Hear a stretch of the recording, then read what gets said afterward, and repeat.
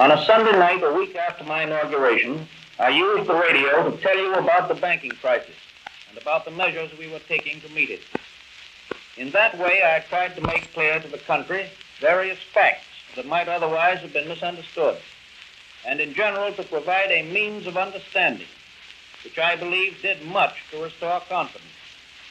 Tonight, 8 weeks later, I come for the second time to give you my report in the same spirit and by the same means to tell you about what we have been doing and what we are planning to do. 2 months ago, as you know, we were facing serious problems. The country was dying by inches. It was dying because trade and commerce had declined to dangerously low levels. Prices for basic commodities were such as to destroy the value of the assets of national institutions, such as banks and savings banks and insurance companies and others. These institutions, because of their great needs, were foreclosing mortgages, they were calling loans, and they were refusing credit. Thus, there was actually in process of destruction the property of millions of people who had borrowed money on that property in terms of dollars which had had an entirely different value from the level of March 1933. That situation in that crisis did not call for any complicated consideration of economic panaceas or fancy plans. We were faced by a condition and not a theory. There were just two alternatives at that time.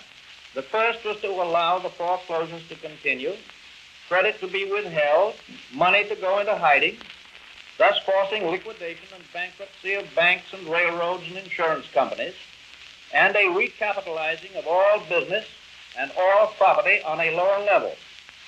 That alternative meant a continuation of what is loosely called deflation, the net result of which would have been extraordinary hardship on all property owners and all bank depositors, and incidentally extraordinary hardships on all persons working for wages through an increase in unemployment and a further reduction of the wage scale. It is easy to see that the result of that course would have not only economic effects of a very serious nature, but social results also that might bring incalculable harm. Even before I was inaugurated, I came to the conclusion that such a policy was too much to ask the American people to bear. It involved not only a further loss of homes and farms and savings and wages, but also a loss of spiritual values, the loss of that sense of security for the present and the future that is so necessary to the peace and contentment of the individual and of his family. When you destroy those things, you find it difficult to establish confidence of any sort in the future. And it was clear that mere appeals coming out of Washington for more confidence and the mere lending of more money to shaky institutions could not stop that downward course. A prompt program applied as quickly as possible seemed to me not only justified, but imperative to our national security. The Congress, and when I say the Congress, I mean the members of both political parties, fully understood this and gave me generous and intelligent support.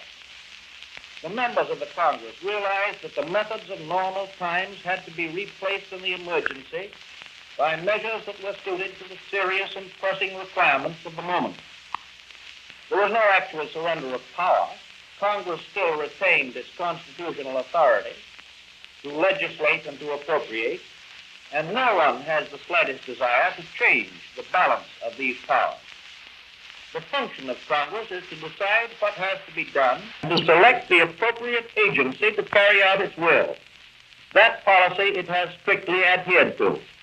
The only thing that has been happening has been to designate the President of the United States as the agency to carry out certain of the purposes of the Congress. This was constitutional and is constitutional, and it is in keeping with the past American tradition. The legislation that has been passed or is in the process of enactment can properly be considered as part of a well-grounded, well-rounded plan. First, we are giving opportunity of employment to 250,000 of the unemployed, especially the young men who have dependents, to let them go into forestry and flood prevention work. That is a big task because it means feeding and clothing and caring for nearly twice as many men as we have in the regular Army itself. And in creating this Civilian Conservation Corps, we are killing two birds with one stone. We are clearly enhancing the value of our natural resources, and at the same time we are relieving an appreciable amount of actual distress. This great group of men, young men, have entered upon their work on a purely voluntary basis. No military training is involved, and we are conserving not only our natural resources, but also our human resources. One of the great values to this work is the fact that it is direct and requires the intervention of very little machinery. Secondly, I have requested the Congress and have secured action upon a proposal to put the great properties owned by our government at Muscle Shoals to work after long years of wasteful inaction. And with this goes hand in hand a broad plan for the permanent improvement of the vast area included in the whole of the Tennessee Valley. It will add to the comfort and to the happiness of hundreds of thousands of people, and the incident benefits will reach the entire nation.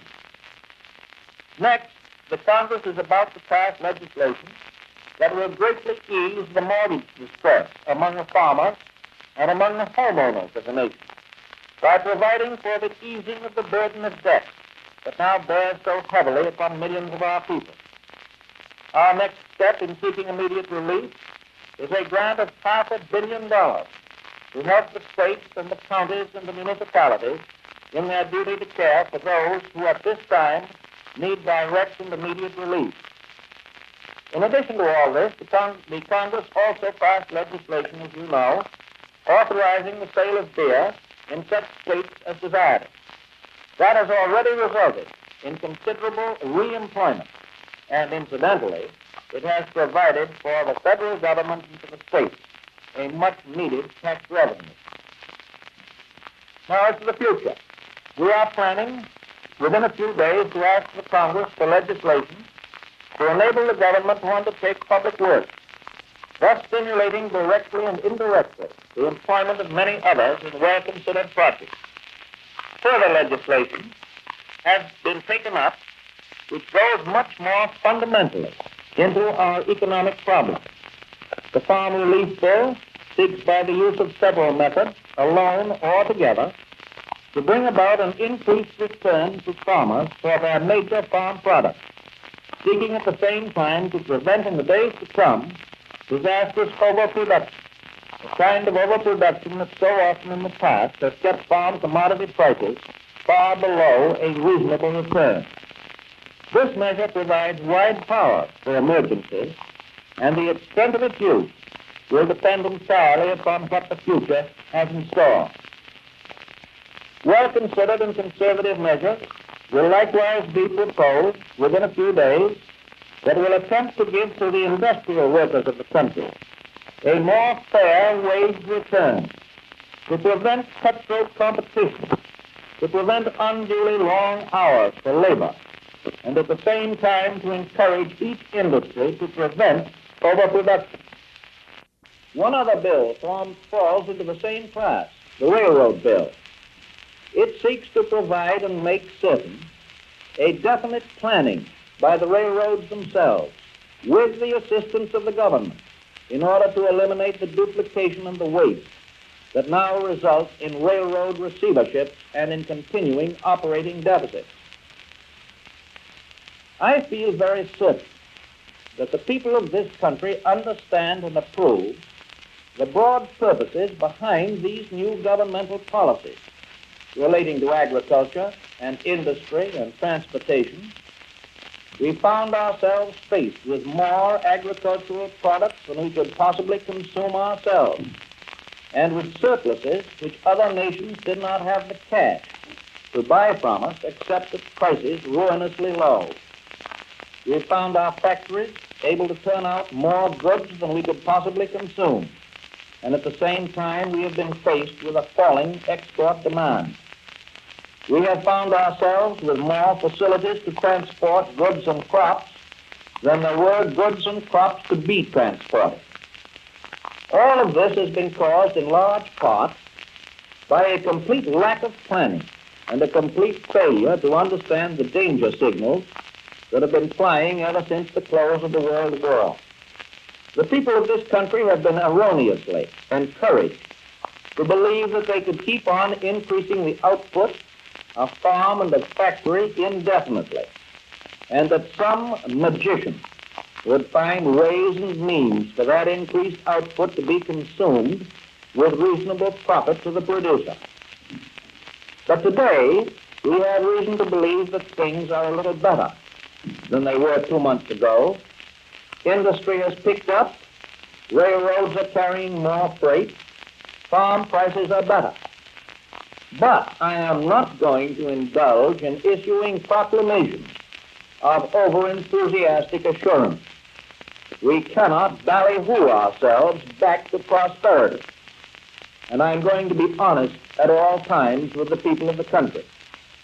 I do not want the people of this country to take the foolish course of letting this improvement come back on another speculative wave.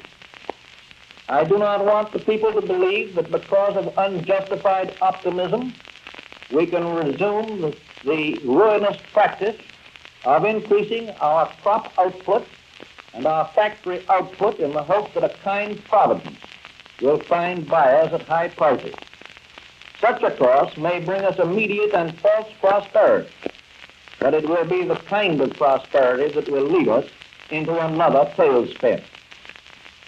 It is wholly wrong to call the measures that we have taken government control of farming, or government control of industry, or government control of transportation. It is rather a partnership between government and farming, a partnership between government and industry, and a partnership between government and transportation.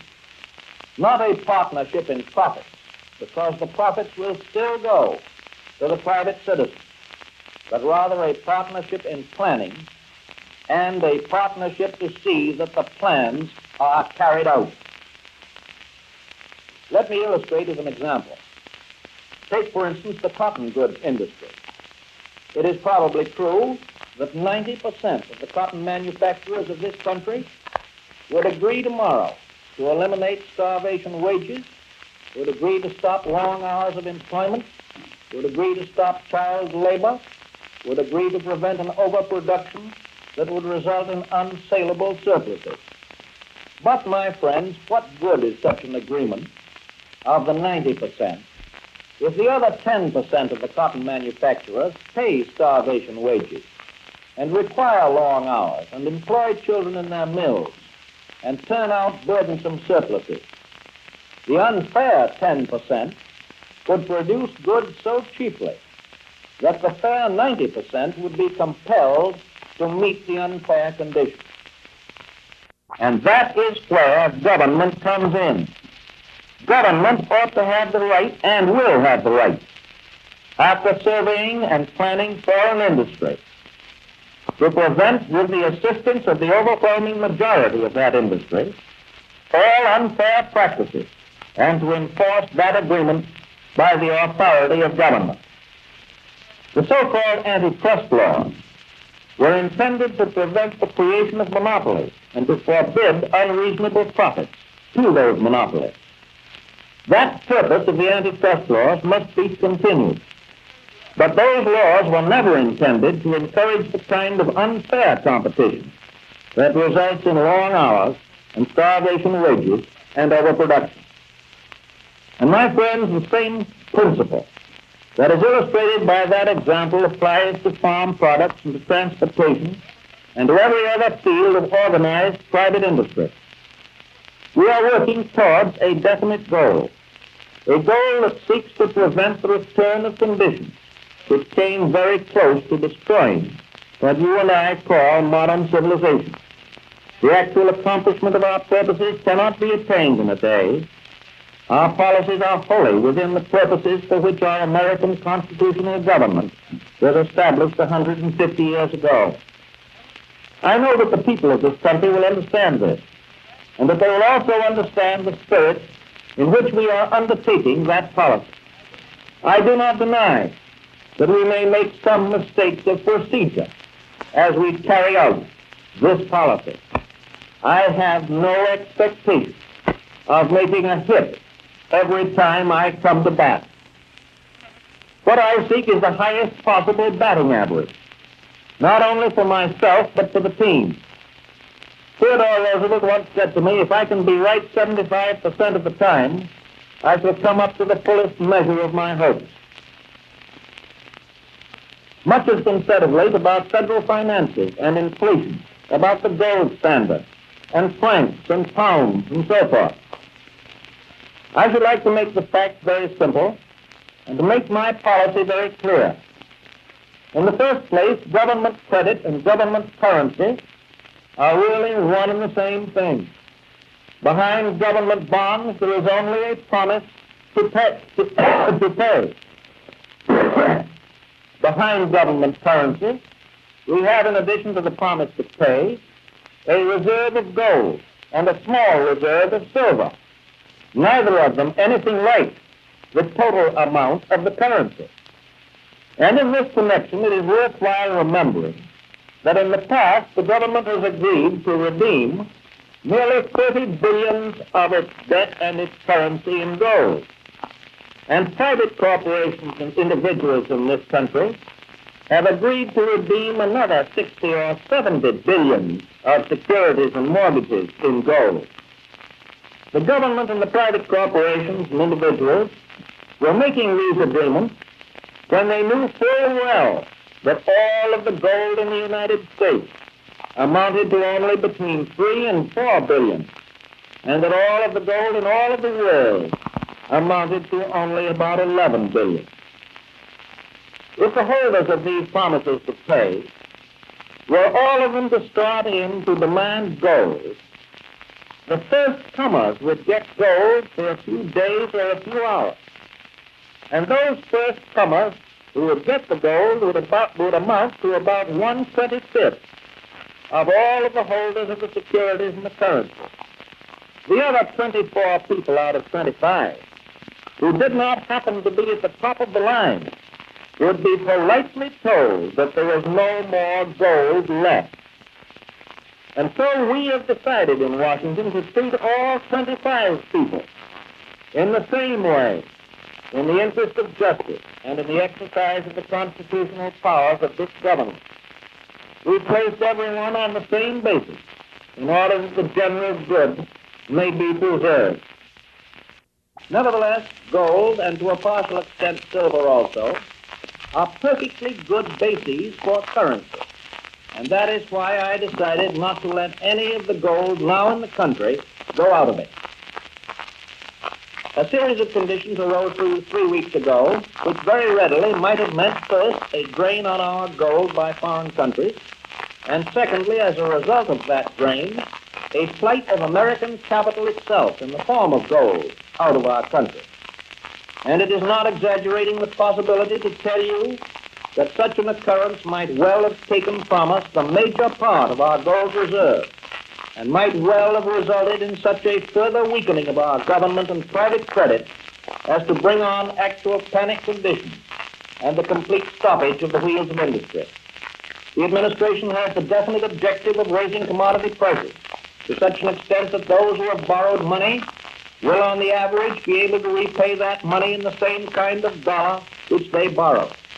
We do not seek to let them get such a cheap dollar that in effect they will be able to pay a great deal less back than they borrowed. In other words, we seek to correct a wrong and not to create another wrong in the opposite direction. That is why powers are being given to the administration to provide, if necessary, for an enlargement of credit in order to correct the existing wrong. These powers will be used when, as, and if it may be necessary to accomplish the purpose. Hand in hand with the domestic situation, which of course is our first concern, is the world situation. And I want to emphasize to you that the domestic situation is inevitably and deeply tied in with the conditions in all of the other nations of the world. In other words, we can get in all probability some measure of return of prosperity in the United States but it will not be permanent unless we can get in a return to prosperity all over the world. In the conferences that we have held and are holding with the leaders of other nations, we are seeking four great objectives. First, a general reduction of armaments, and through this, the removal of the fear of invasion and of armed attack, and at the same time, a reduction in armament costs in order to help in the balancing of government budgets and in the reduction of taxation. Secondly, a cutting down of the trade barriers in order to restart the flow of exchange of crops and of goods between nations. Third, we seek the setting up of a stabilization of currency in order that trade and commerce can make contracts ahead. And fourth, we seek the reestablishment of friendly relations and greater confidence between all nations. Our foreign visitors these past 3 weeks have responded to these purposes in a very helpful way. All of the nations have suffered alike in this Great Depression. They have all reached the conclusion that each can best be helped by the common action of all. And it is in this spirit that our visitors have met with us and discussed our common problems. The great international conference of this summer that lies before us must succeed. The future of the world demands it, and we have each of us pledged ourselves to the best joint efforts to that end. To you, the people of this country, all of us in Washington, the members of the Congress and the members of this administration, owe a profound debt of gratitude. Throughout the Depression, you have been patient. You have granted us wide power. You have encouraged us with a widespread approval of our purposes. Every ounce of strength, every resource at our command, we have devoted and we are devoted to the end of justifying your confidence. We are encouraged to believe that a wise and sensible beginning has been made. In the present spirit of mutual confidence, in the present spirit of mutual encouragement, we go forward.